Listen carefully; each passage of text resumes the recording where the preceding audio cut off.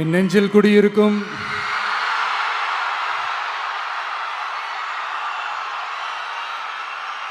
கரூர் சொந்தங்கள், உங்கள் அனைவருக்கும் என்னுடைய வணக்கம்.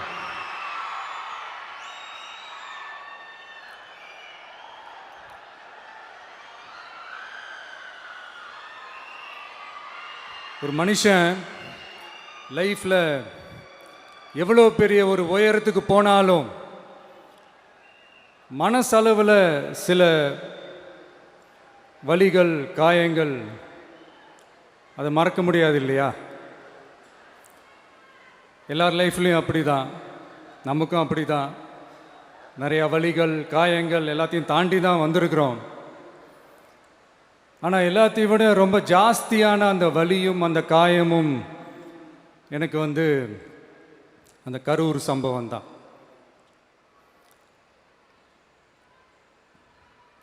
மக்களை சந்திக்கணும், மக்கள் பிரச்சனைகளை எடுத்து பேசணும்.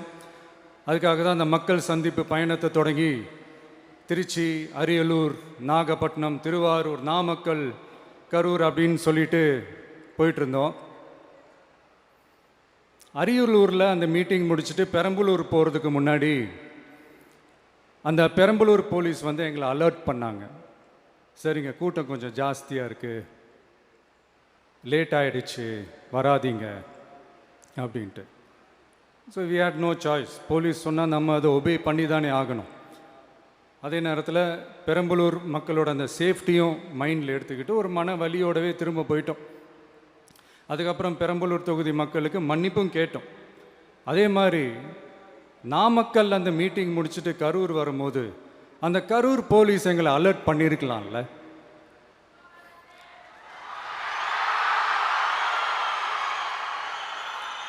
இல்லை சார், இங்கே எதிர்பார்த்ததை விட கொஞ்சம் கூட்டம் அதிகமாக இருக்குது, கண்ட்ரோல் பண்ண முடியல, வராதிங்க. அண்ட் போலீஸ் நினச்சா அவங்க அந்த மீட்டிங்கே கேன்சல் பண்ணலாம். ஏதோ தப்பாக இருக்குது, ஏதோ தப்பாக தோணுது அப்படின்னு நினச்சிட்டாலே they have all the rights to cancel the meeting. எங்ககிட்ட கேட்கணும்லாம் ஒன்றும் அவசியமே கிடையாது.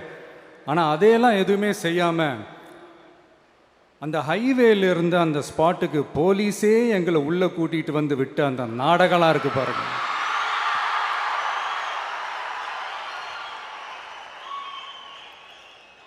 நம்பிட்டேங்க, முழுசாக நம்பிட்டேன். அன்னைக்கு இருந்த அந்த கரூர் போலீஸ் பேசும்போது தேங்க்ஸ்லாம் சொன்னேன் அவங்களுக்கு. எனக்கு தெரியாது இப்படி ஒரு நாடகம் நடக்கும். இதுக்கெல்லாம் யார் காரணம்? இதெல்லாம் யார் சொல்லி செஞ்சது? இப்படி பண்ணுங்க, அப்படி பண்ணுங்க, சப்போஸ் அப்படி நடந்தா இப்படி பண்ணுங்க, சப்போஸ் இப்படி நடந்தா இந்த மாதிரி இன்ஸ்ட்ரக்ஷன்ஸ்லாம் கொடுத்து அந்த ப்ரெஷர் போடுறது யார்?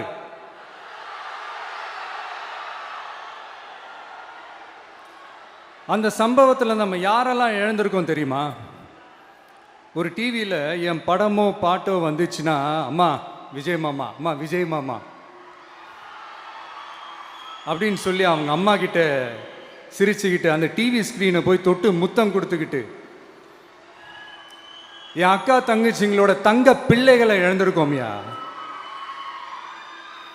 மழலை கூட சரியா வராதப்போ ஒரு பேப்பர் மேகசினில் என் ஃபோட்டோவை பார்த்தா அதை சிரிச்சுக்கிட்டு அந்த கள்ளங்கபடம் இல்லாத அந்த சிரிப்பு, அந்த கடவுள் மாதிரி இருக்கிற அந்த பச்சை பிள்ளைங்களை இழந்திருக்கோம்யா. என் அக்கா தங்கச்சி, அண்ணன், தம்பி, குடும்ப உறவுகளை இழந்து அந்த வலியோட இருக்கிற என்ன நீங்கள் ஏளனமா பேசுறீங்களா? என் மேலே பழிய தூக்கி போடுறீங்களா?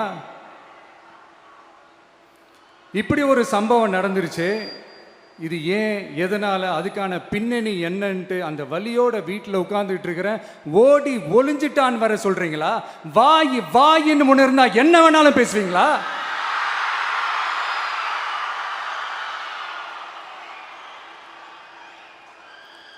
மக்களே, நான் உங்களையே கேட்குறேன். அன்றைக்கி அத்தனை க்ரௌடு இருந்துச்சு, அந்த க்ரௌடுக்கு தகுந்த மாதிரி போலீஸ் பாதுகாப்பு கொடுத்தாங்களா? இந்த இடத்தை எடுத்துக்க சொல்லி நாங்கள் தான் சொன்னோம்னு ஒரு போலீஸ் ஆஃபீஸர் பேட்டி கொடுக்குறாரு. அதுக்கு என்ன அர்த்தம்? இவ்வளோ வலி, இவ்வளோ காயங்கள் கொடுத்துட்டு பழியை தூக்கி நம்ம மேலே போட்டுட்டு அதில் ஒரு அரசியல் ஆதாயம் தேடுறீங்களேயா? இதில் வாய் கூசாம சட்டசபையில் ஸ்டாலின் சார் நம்ம மேலே திருப்பி விட்டு அங்கே ஒரு அரசியல் செய்கிறாரு. அதுக்கு என்ன அர்த்தம்? நமக்காக வந்திருக்கிற மக்களை காக்க வைக்கிறதுக்கு நான் ஒன்றும் ஆதாயம் தேடுற அரசியல்வாதியெல்லாம் கிடையாது. மக்களுக்காக அரசியலுக்கு வந்தவன் இந்த விஜய். எனக்காக எல்லாமும் கொடுத்த என் மக்களுக்காக எல்லாத்தையும் விட்டுட்டு மக்களுக்காக மட்டுமே அரசியலுக்கு வந்தவன் இந்த விஜய். அவங்களுக்காக நன்றி கடன் செலுத்துறதுக்காக மட்டுமே அரசியலுக்கு வந்தவன் இந்த விஜய். உங்களுக்கு தான் இந்த விஜயை பற்றி நல்லா தெரியுமே. ஆனால் நம்ம எல்லாருக்குமே இத்தனை வலிகள் காயங்கள் கொடுத்தவங்களுக்கு இந்த 2026 தேர்தலில் தக்க பதிலடி கொடுத்துட்டீங்க. ஆனால் அது மட்டுமே பத்தாது மக்களே, அது மட்டுமே பத்தாது. காலகாலத்துக்கும் எழுந்திருக்கவே முடியாத அளவுக்கு நிரந்தரமான ஒரு பதிலடியை நீங்க கொடுத்துக்கிட்டே இருக்கணும்.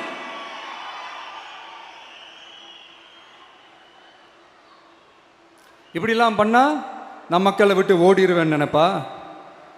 யார் என்ன ஓடினாலும் நான் மக்களை விட்டுலாம் ஓட மாட்டேன். அன்னைக்கும் சொன்னேன், இன்னைக்கும் சொல்றேன், நாளைக்கும் சொல்றேன், தில்லா சொல்லுவேன், கெத்தா சொல்லுவேன். பணமா ஜனமா அப்படின்னு கேட்டா என் ஜனம் தான்டா எனக்கு முக்கியம்.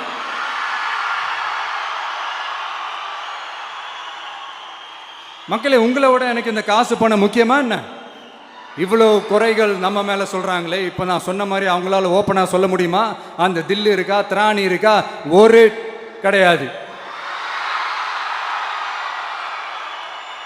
ஆனா நம்ம மக்கள் அமைச்சு கொடுத்த நம்ம அரச குறைகள் மட்டும் டிசைனா மாடலா குறைகள் மட்டும் சொல்லுவாங்க.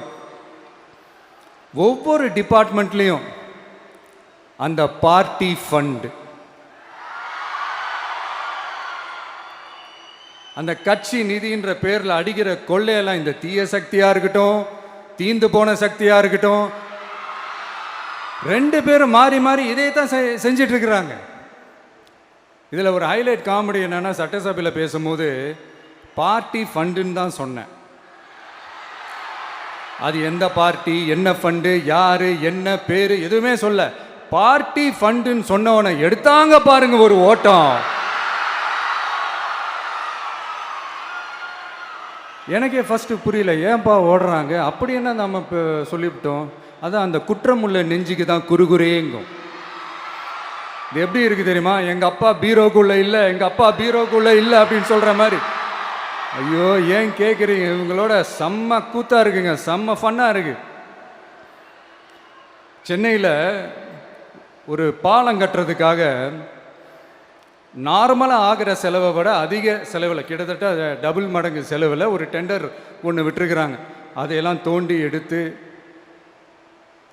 அதெல்லாம் இப்போது கண்டுபிடிச்சி கேன்சல் பண்ணியிருக்கிறோம். இன்னும் எத்தனை கோடி ஊழல், எத்தனை லட்சம் கூடல் தோண்ட வருமோ எங்களுக்கே தெரில. ஒவ்வொரு முகமுடியாக கிழியுது. ஐயோ, இந்த விஜய் ஒவ்வொரு கதையாக எடுத்து வெளியில் விட்டுருவான் போலேன்ட்டு திரும்புகிற பக்கம்லாம் கதறல் கதறல் கதறல். காதலேருந்து ரத்தம் வராத குறை. ஆமாம், இப்படி ஊழல்லே ஊறி போனவங்க இப்படி தான் இருப்பாங்க. இந்த 50-55 நாட்களில் அங்கே செஞ்ச சில விஷயங்கள்லாம் சட்டசபையிலே எடுத்து சொன்னேன். பட் இங்கே ஒரு சில விஷயங்கள் சொல்லணும்னு நினைக்கிறேன். இந்த மின்சாரத்துறையில் இதுக்கு முன்னாடி போட முடியாமல் இருந்த அந்த பதவி உயர்வை இப்போ தான் எங்களால் போட முடிஞ்சுது. அதுக்காக ஒரு அக்கா அழுதுகிட்டே ஒரு நன்றி சொன்னாங்களே, அதெல்லாம் உங்கள் கண்ணில் படாது அந்த வீடியோலாம், குறை சொல்கிறவங்களுக்கு. அடுத்து லஞ்சம்லாம் ஒழிக்க முடியாது, ஊழல்லாம் ஒழிக்க முடியாது, அதெல்லாம் பிளட்டிலேயே ஊறி போய் இருக்கு அப்படின்னு சொன்னவங்க போய் ஒவ்வொரு கவர்மெண்ட் ஆஃபீஸாக பாருங்க. ஒரு பைசா லஞ்சம் இல்லை, ஒரு பைசா ஊழல் இல்லை. வேலையெல்லாம் சும்மா டக்கு டக்கு டக்குன்னு நடக்குது. ஒரு பெரியவர் ஒருத்தர் சொல்றாரு, தம்பி வேலையெல்லாம் நடக்குது, ஆனால் அதையும் தாண்டி எங்களுக்கு மரியாதை கொடுக்குறாங்க தம்பி, உட்கார வச்சுலாம் பேசுகிறாங்க. இதெல்லாம் இதுக்கு முன்னாடி நடந்ததே இல்லை. அவனை போய் பாரு, இவனை போய் பாரு, இந்த ஆஃபீஸரை போய் பாருன்னு சொல்லி அலைய விடுவாங்க. இப்போ லஞ்சம் இல்லை, ஊழல் இல்லை, வேலையெல்லாம் உடனே நடக்குது. மக்கள் அப்படி ஒரு பெருமூச்சு ஒன்று விடுறாங்க. அதை பார்த்து நமக்கு அப்படி ஒரு ஹாப்பினஸ். இதுக்கு மேலே என்ன வேணும்? ஏன் இதெல்லாம் பண்ண முடியாது? மனசுன்னு ஒன்று இருந்தால் பண்ணலாம். இப்போ பண்ணலை. அதே மாதிரி இந்த எல்என்டி நிறுவனத்தோட 18,600 crore-க்கு 3 திட்டங்கள் அந்த ஒப்பந்தம் அந்த கையெழுத்து போட்டிருக்கிறோம். கிட்டத்தட்ட 8,200 பேருக்கு வேலை வாய்ப்பு. நான் சொல்கிறது அந்த 3 மாவட்டத்தை சேர்ந்தவங்களுக்கே அவ்வளோ வேலை வாய்ப்பு. குறுவை சாகுபடிக்காக 134 கோடியில் அந்த சிறப்பு தொகுப்பு திட்டம் அறிவிச்சிருக்கிறோம் நம்ம விவசாயிகளுக்காக. இப்போவும் சொல்கிறேன், நம்ம விவசாய பெருமக்களே, உங்களோட இந்த அரசு கூடவே நிற்கும். பெண்கள் பாதுகாப்புக்காக சிங்கப்பெண் அதிரடி படை, அது உங்களுக்கு நல்லா முன்னாடியே தெரியும். வரப்போகிற அறிஞர் அண்ணா அவர்களுடைய பிறந்த நாளில் உங்கள் அண்ணனுடைய அரசில் தாய் மாமன் தங்க மோதிர திட்டம் அறிவிக்கப்படும். இதெல்லாம் கேட்டாங்களே, வாக்குறுதி கொடுத்தீங்களே, என்னாச்சு என்னாச்சுன்னு. இந்த தீய சக்தி மாதிரி ரியல் தாய் மாமன்லாம் கிடையாது, ரியல் தாய் மாமன். எப்படி ரியல் தாய் மாமன்.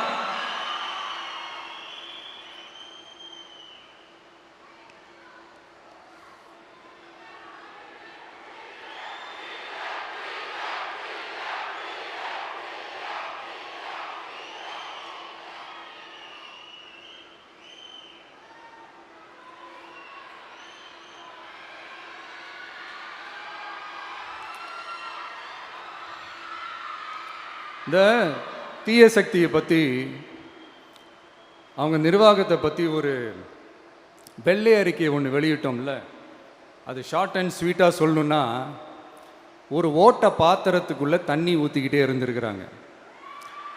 பாத்திரம் எம்டியாகவே இருந்திருக்கு, ஆனால் ஊற்றின தண்ணி தான் எங்கே போச்சுன்னு தெரில. கடவுளுக்கு தான் வெளிச்சம். அது மாதிரி இப்போ நம்ம சொன்னதெல்லாம் சும்மா ஒரு சாம்பிள் தான். இன்னும் வரப்போகிற நாட்களில் உங்கள் அரசனுடைய அந்த விஸ்வரூபத்தை நீங்கள் பார்ப்பீங்க. அடுத்து வாயத்தொடங்க சிஎம். அடாடா, உங்கள் சிஎம் நெஞ்சிலேயே குத்திட்டு வந்தீங்க பாருங்க, அதெல்லாம் வேற லெவல். பேசுங்கன்றீங்க, பேசுனா எந்திரிச்சு ஓடிடுறீங்க. இனிமேல் பேச ஆரம்பிக்கிறதுக்கு முன்னாடி என்ன பண்ணணும் அப்படின்னா, ஒரு நண்பர் ஒருத்தர் சொன்னார், மாண்புமிகு பேரவைத் தலைவர் அவர்களே, எல்லா டோரையும் இழுத்து லாக் பண்ணுங்க அப்படின்னு சொல்லிட்டு தான் பேச ஆரம்பிக்கணும் போல் இருக்கு. ஏன்னா பேசிட்டு இருக்கும் போது எந்திரிச்சு ஓடிடுறாங்க. 5 நிமிஷம் பேசினதுக்கே குளத்தூரில் கொத்து பரோட்டா போட்டாங்க. இதுக்கு மேலே பேசினா மொத்தமாக முடிஞ்சிடும், பார்த்துக்கங்க. நாம் அரசியல் பேசினா விஜயெல்லாம் அரசியல் பேசலாமா அப்படிங்கிறது. சரிப்பா, நமக்கு எதுக்கு வம்பு, நம்ம பாட்டுக்கு நம்ம வேலையை பார்ப்போம், எதுக்கு அவங்கள பற்றி பேசிக்கிட்டு அப்படின்னு இருந்தால் விஜய்க்கு அரசியலே பேச தெரில அப்படிங்கிறது. இப்படியே மாறி மாறி மேகதாது அணையை பற்றி என்ன தெரியும், விஜயம் அதை பற்றி பேசலை. இப்படி நம்ம அரசியலுக்கு வந்ததுலேருந்தே ஒரு கூட்டம் குறை மேலே குறையா சொல்லிக்கிட்டு, பாட்டுக்கு பாட்டு கச்சேரி எங்களுக்கும் பண்ண தெரியும், பண்ணலாமா? இந்த மேகதாது அணை சம்பந்தமான அந்த வழக்கில் தமிழ்நாட்டோட பெட்டிஷனை சுப்ரீம் கோர்ட் எப்போ ரிஜெக்ட் பண்ணுச்சு? அப்போ யார் ஆட்சியில் இருந்தா? ஏன் ஒழுங்காக வாதாடல? நீங்கள் ஒழுங்காக வாதாடி இருந்தீங்கன்னா அதை ரிஜெக்ட் பண்ணியிருக்க மாட்டாங்கல்ல. ஏன் ஸ்டாலின் சார் வேணும்னே விட்டுட்டாரா? ஏன் இப்படிலாம் கேள்வி கேட்கலாமா? இப்படிலாம் கேள்வி கேட்டால் தான் மேகதாது அணையை பற்றி பேசுனதா அர்த்தமா? ஏன் அந்த ஸ்டேட்டு சிஎம் பேசுகிறாரு, நீங்கள் ஏன் பேசலை அப்படின்னா, நம்ம ஸ்டேட்டோட உரிமையை எங்கே நிலைநிறுத்தணுமோ அதுக்காக வேலை பார்க்குறது மட்டும்தான் முக்கியம். சும்மா சவால் விட்டுக்கிட்டு சீண்டி பார், நான் யார் தெரியுமா, தொட்டு பார், இப்படிலாம் பேசிக்கிட்டு இருந்தால் வேலைக்கு ஆகாது. சும்மா பேசி பேசி பிரச்சனையை வளர்த்துக்கிட்டு யார் மேலே அது பழியை தூக்கி போட்டுட்டு அப்புறம் மக்களை அம்போன்னு தெருவில் விட்டுட்டு இப்படி தான் ஒரு அரசியல் பண்ணணும்னா அந்த அரசியல் நமக்கு தேவையும் இல்லை, அதை நம்ம செய்யவும் போகிறதில்ல. Talk less work more mode தான், அதுதான் நம்ம பாலிசியே.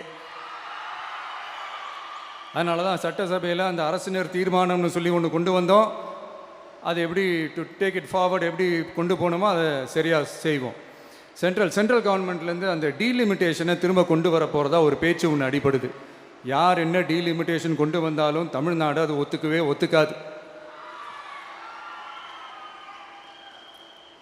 நமக்கான இடத்த யாரும் பறிக்கவும் முடியாது, அது பறிக்கவும் விட மாட்டோம். இப்படி நாம் இருக்கும் போது இந்த தீய சக்தி திமுக எங்கே போய் நிற்குது, யார் கதவை தட்டிக்கிட்டு நிற்குது, அது உங்களுக்கே நல்லா தெரியும். மக்களே, இந்த தீய சக்தியும் தீந்து போன சக்தியும் வேறலாம் இல்லை, கூட்டு களவாணிங்க. சொல்ல முடியுமா அவங்களால? எங்களுக்குள்ள ஒட்டும் இல்லை, உறவும் இல்லை, அறிவிக்க முடியுமா? நிரூபிக்க முடியுமா?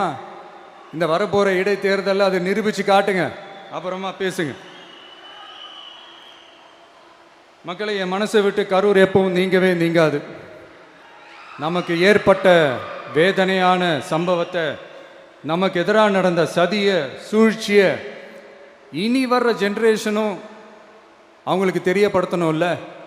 அதுக்காகவே இனி ஒரு அரசியல் சதியை, அரசியல் சூழ்ச்சியை யாரும் யோசிக்கவே கூடாதுன்றதுக்காகவே கரூரில் ஒரு நினைவு சின்னத்தை நம்ம டிவிகே சார்பாக அமைக்கப்படும் அப்படின்றத அறிவிக்கிறோம். அப்புறம் கரூர்லேருந்து ஒட்டுமொத்த தமிழ்நாட்டு மக்களுக்கும் சொல்கிறேன், உங்கள் டிவிக்கு அரசு உங்களுக்காகத்தான் உழைக்கும். அடிப்படை வசதிகளை முதல்ல நிறைவேற்றணும். ஒரு பக்கம் நிதி நிலைமையை சரி செஞ்சுக்கிட்டே, இன்னொரு பக்கம் அப்படியே நாம் சொன்னதில் ப்ரையாரிட்டி பார்த்து ஒவ்வொன்றா படிப்படியாக நிறைவேற்ற ட்ரை பண்ணுவோம். இது எப்பவும் உங்களுக்கான அரசாக தான் இருக்கும். இந்த விஜய் உங்கள் விஜயாக தான் இருப்பான். நீங்கள் உரிமையோட உங்கள் கவர்மெண்ட்டை நீங்கள் அணுகலாம். இந்த தீய சக்தி ஆட்சி முடிஞ்சு பொட்டிக்குள்ளே போனதுலேருந்தே என்னென்னமோ பண்ணுறாங்க, இது ஏதோ பேசுகிறாங்க, சோஃபாங்கிறாங்க, வாஷிங் மிஷினுங்கிறாங்க. இந்த அரசியல் வியாபாரம் பண்ணுறதுக்கான அந்த வெண்டிங் மெஷினே அவங்க தான். யார்? இந்த திமுக. இதில் நம்மளை பார்த்து வாஷிங் மிஷினுங்கிறாங்க. எலெக்ஷனில் ஓட்டுக்கு காசு கொடுக்குற அந்த கலாச்சாரத்தையே, அந்த கல்ச்சரை அடித்து நொறுக்கி இருக்கிறோம். எலெக்ஷன்லேயே அப்படி வேலை பார்த்த நமக்கு எதுக்கு இந்த குதிரை, கழுதை, ஒட்டக பேரெல்லாம்? மக்களின் பக்கம் அப்படி இருக்கும்போது நமக்கு எதுக்கு இந்த பேரெல்லாம்? இந்த திருட்டு திமுக ஆட்சியை வச்சுக்கிட்டு ஊரடிச்சு ஒலையில போட்டு இந்த கொள்ளையை அடிச்சதுனால தான் உங்க கரூர் கம்பெனி ஓனர் ஒருத்தர்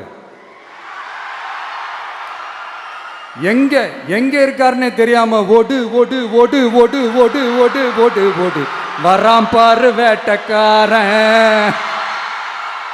ஓடினே இருக்கிறாரு. இன்னொருத்தர் ஃபாரின்ல போய் ஒளிஞ்சுக்கிட்டார். ஃபாரின் ஸ்டாலின் சார்ன்னு நினச்சிட்டு போறீங்க, அவர் இல்லை. எனக்கு எப்பவுமே ஸ்டாலின் சார் மேல ஒரு தனி பாசம் ஒன்று உண்டு. அவர் கிடையாது, இவர் வேற. சிங்கப்பூருக்கு செக்கப்புக்கு போனார்ல அவரு. இன்னும் தோண்ட தோண்ட எத்தனை பேர் மாட்ட போறாங்களோ தெரில. உங்ககிட்ட யாராவது லஞ்சம் ஏதாவது கேட்டாங்கன்னா கொடுக்க முடியாது சொல்லுங்க, நான் இருக்கேன் உங்களோட. அப்படியே யாராவது ஃபோர்ஸ் பண்ணாங்கன்னா இது எங்க மகன், எங்க புள்ள, எங்க அண்ணன், எங்க தம்பி, எங்க விஜய், எங்க விஜயோட ஆட்சின்னு ஸ்ட்ராங்கா சொல்லுங்க. மக்களை, நீங்க கூட இருக்கும் போது லஞ்ச ஊழல் மட்டும் இல்லை, அதிகாரத்தை வச்சு ஆட்டம் போடுற யாரா இருந்தாலும் அடங்கிடுவாங்க. இந்த கடமை, கண்ணியம், கட்டுப்பாடுன்ட்டு ஒரு காலத்தில் கொள்கையோடு இருந்த கட்சியெல்லாம் இன்னைக்கு எப்படி இருக்கான்னு உங்களுக்கே தெரியும். அதாவது இந்த டிவிகே கட்சியோட தலைவரை எதிர்க்கிறதுல ஒரு நியாயம் இருக்கு. ஏன்னா உங்க பொழப்பில் மண்ணள்ளி போட்டான். என்ன, இந்த ஊழல் லஞ்சம்லாம் பண்ண மாட்டேன்னு சொல்லி உங்கள் அரசியலையே ஒரு தெருமுனைக்கு கொண்டாந்து விட்டான். மக்கள் வேற அவனை தான் நம்புகிறாங்க. ஸோ இந்த விஜயை எதிர்க்கிறதுல ஒரு அரசியல் நியாயம் இருக்குது, அதை புரிஞ்சுக்கலாம்.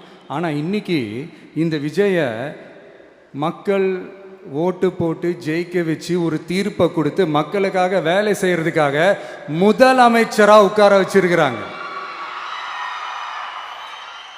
என்னமோ இன்னமும் நீங்கள் தான் ஆட்சியில் இருக்கிற மாதிரி.